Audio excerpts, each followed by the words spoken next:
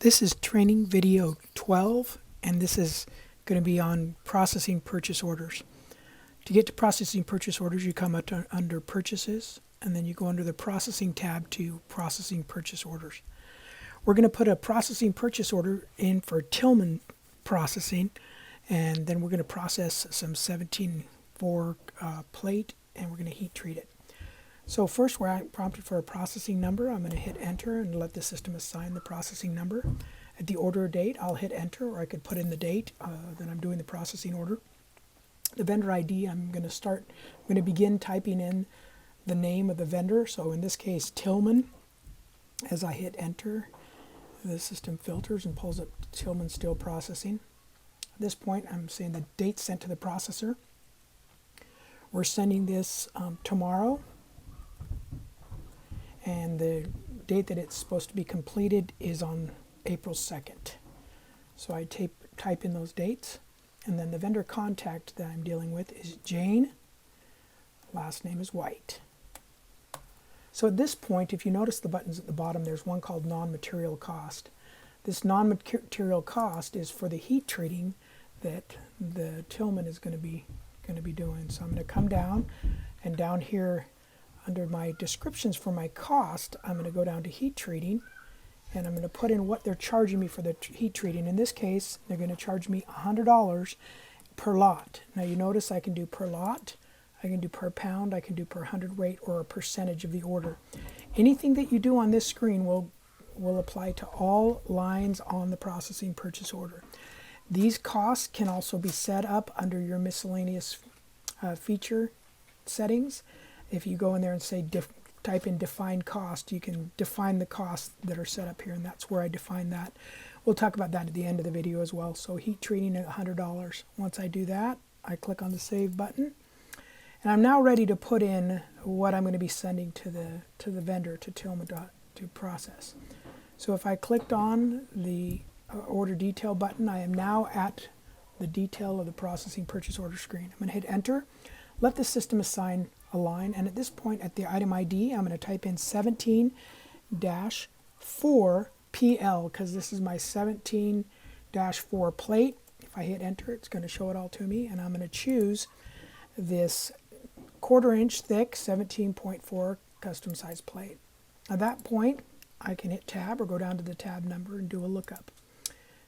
Tag number, excuse me, do a lookup. In this case, I have various different tags. I'm going to take this tag that is 48 by 96, this tag 50899, 18 pieces. I double click and I select it. I can do one tag or multiple tags. In this case, you notice the tag quantity is pulled in with the tag pieces being 18. The process ID you can set up under the inventory master files process ID setup. I've already set those up, so when I do a lookup here, these are the various different process IDs that I've set up. In this case, I'm doing the item for stock. I'm heat treating for stock, so I'm going to say choose this one, number 9. The quantity pulled pieces is the pieces that are the amount of pieces that I'm going to be sending to the vendor. In this case, I have 18 pieces on the tag, but I'm only sending 2 to the vendor. At this point, I can put any notes. So if I put line notes here, I can put notes that say anything that I want, any instructions. Take piece, 2 pieces, and heat treat, and return once completed. At that point, I can hit save.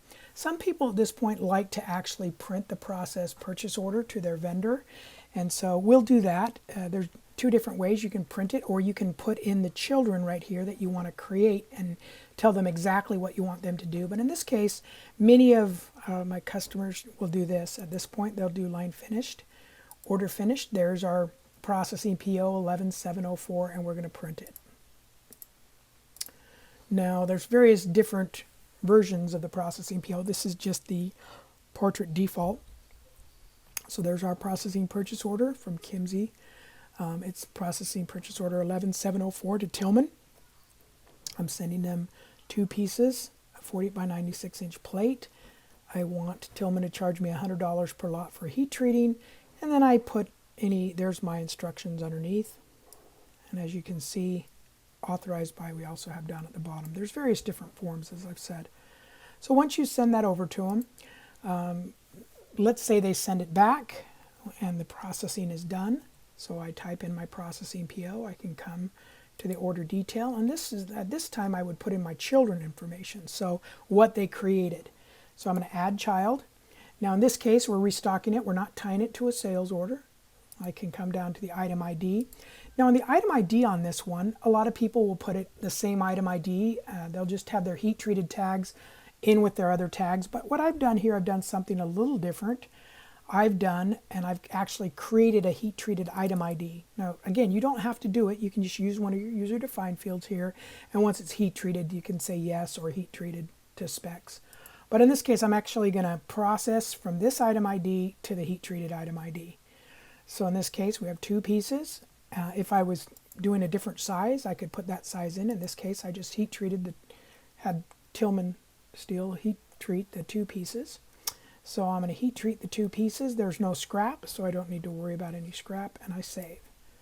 At that point, once I've saved, if I want to reprint it, I can. Watch this. If I say order finished, let's type it in again so I can come and print.